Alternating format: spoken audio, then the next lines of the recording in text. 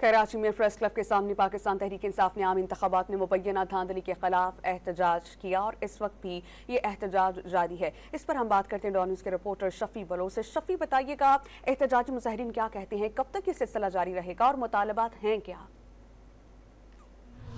जी, पाकिस्तान तहरीक इंसाफ की जानिब से आम इंतखाबात में मुबैना धांधली के खिलाफ एहतजाज का सिलसिला जारी है। इस वक्त कराची प्रेस क्लब के बाहर पाकिस्तान तहरीक इंसाफ के कारकुनान की बड़ी तादाद इस वक्त मौजूद है। खुर्रम शेर जमान समेत दीगर पार्टी रहनुमा इस वक्त मुजाहिरीन से खिताब कर रहे हैं और इन मुजाहिरीन का कहना है कि आम इंतखाबात में इनके जीते हुए उम्मीदवारों के नताइज तब्दील किए गए।